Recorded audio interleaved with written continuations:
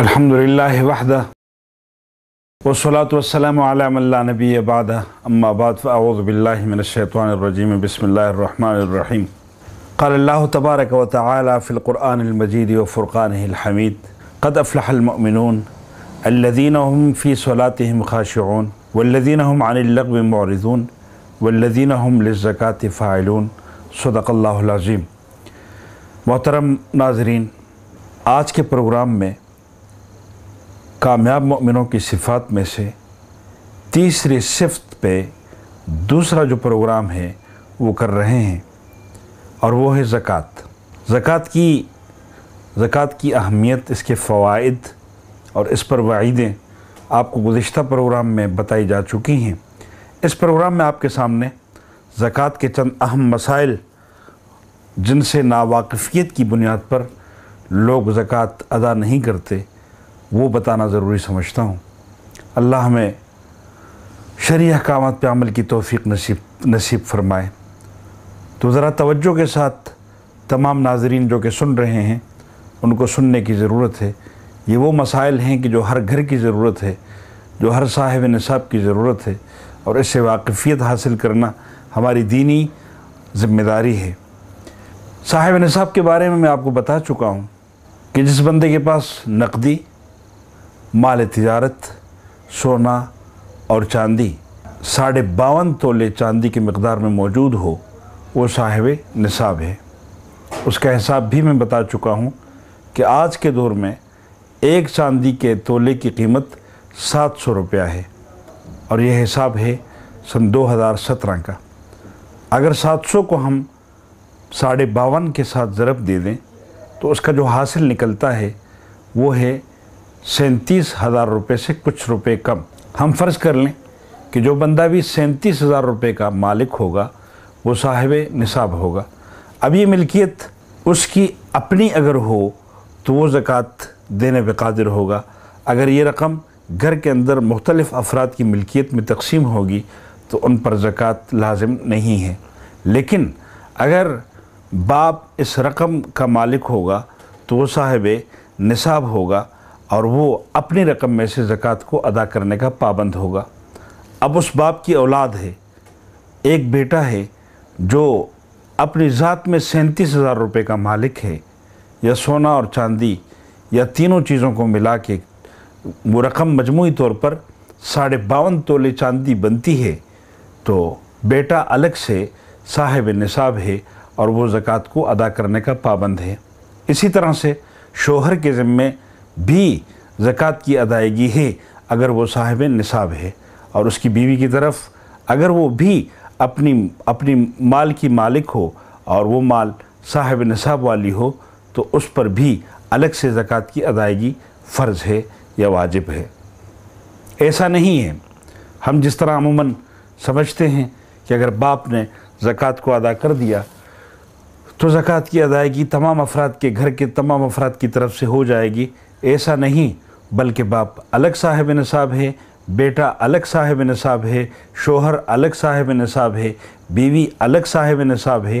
तो ये तमाम लोग अपनी अपनी जगह ज़कात के अदा करने के पाबंद होंगे।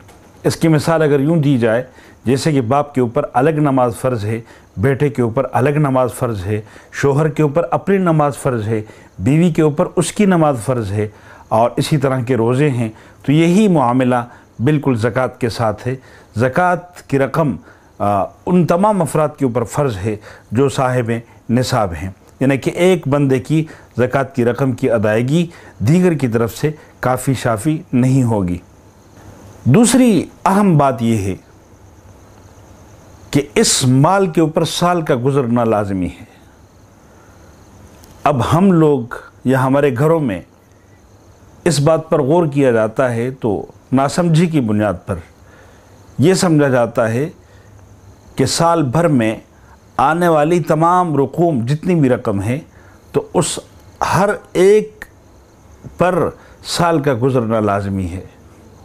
एक महीने में लाख रुपया है, दूसरे महीने में 50,000 रुपया है, तो पहले वाले महीने में लाख रुपए के ऊपर जब साल गुज़रेगा, दूसरे महीने में 50,000 रुपये के ऊपर जब साल गुज़रेगा, ये हर एक माल के ऊपर साल गुज़रना ये मतलब नहीं है, बल्कि इसका मतलब ये है, अगर मैं मिसाल के ज़रिए से आप नाज़रीन को समझा सकूं, तो वो हिसाब यूँ होगा कि यकम रमज़ान को किसी के पास जो साहिब निसाब की रकम है वो है 40,000, 37,000 से ऊपर रकम मौजूद है, 40,000 रुपये का कोई मालिक है, तो उस 40,000 के बाद अब उस पर साल गुज़र रहा है, साल में 40 या इससे ज़्यादा रकम उसके पास मौजूद रहती है, यानी कि वो पूरा साल साहिब निसाब रहता है, और उस रकम में उसके पास कभी इजाफ़ा भी हो जाता है, कभी 45,000 आ जाते हैं, कभी 50,000 हो जाते हैं, कभी लाख रुपया हो जाता है,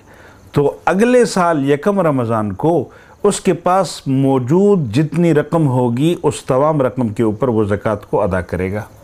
साल भर में उसमें अप एंड डाउन होता रहा, उतराव चढ़ाव होता रहा, कभी कम कभी ज़्यादा, लेकिन पूरा साल वो साहिब निसाब रहे। ये बात समझने की है कि साल भर वो साहिब निसाब रहे, यानी उसके पास 37,000 या इससे ज़्यादा रकम मौजूद हो तो वो ज़कात को अदा करेगा। एक बंदा है, उसके पास शाबान के 28 तारीख़ को रकम आ गई और वो काफ़ी बड़ी सारी रकम थी। अब उसने यकम रमज़ान को ज़कात देनी है, तो क्या उस शाबान की 28 तारीख़ को आने वाली रकम पर वो ज़कात को अदा करेगा? उसकी ज़कात की अदायगी के जो दिन हैं उसमें 2 दिन बाकी हैं, और 2 दिन पहले उसे ये इजाफ़ी रकम मिल गई, मसलन उसे 5 लाख रुपया मिल गया, या 1 लाख रुपया मिल गया, या 3 लाख रुपया उसे ज़ाती मिल्कियत का मिल गया, तो उस रकम पर क्या वो 1 साल पूरा गुजारेगा? तो इसका जवाब ये है नाज़रीन कि वो उस माल के ऊपर पूरा साल नहीं गुजारेगा, बल्कि वो यकम रमज़ान को उस पुरानी रकम में इसको भी जमा करके उस तमाम रकम में ज़कात को अदा करेगा। तीसरी बात यह है कि ज़कात किन चीज़ों के ऊपर फ़र्ज़ है। पहली चीज़ है नक़द रकम का होना, खा वो रकम आपकी जेब में हो, खा वो रकम आपके घर में पड़ी हुई हो, खा वो रकम आपके बैंक अकाउंट के अंदर हो, इस तमाम रकम को जमा किया जाएगा। जो घर में पड़ी है, जो जेब में पड़ी है, जो घर में पड़ी है, एक वो ज़रूरत की रकम है जो आपकी जेब में होती है, उसके अलावा वो रकम जो इजाफ़ी हो, जो आपकी ज़रूरत से ज़ायद हो। ज़रूरत से मुराद ये है कि आज के दिन में सौदा सल्फ़ ख़रीदने के लिए मैं अपनी जेब में पैसे रखे हुए हूँ, ये मेरी ज़रूरत की रकम है। उसके अलावा जो रकम आपके घर में पड़ी है, आपके बैंक अकाउंट में पड़ी हुई है, तो उस तमाम रकम को जमा किया जाएगा। नंबर 2, दूसरी जो चीज़ है वो सोना और चांदी है। सोना और चांदी जो पहना हुआ हो या घर के अंदर पड़ा हुआ हो या किसी लाकअप में हो, इस तमाम का हिसाब किया जाएगा। अमूमन ये बात कही जाती है कि जी जो गले में पहना हुआ हो, जो हमने हाथों में पहना हुआ हो, वो ज़रूरत के लिए है, उस पर ज़कात फ़र्ज़ नहीं है। नहीं, यह हमारी गलतफ़हमी है।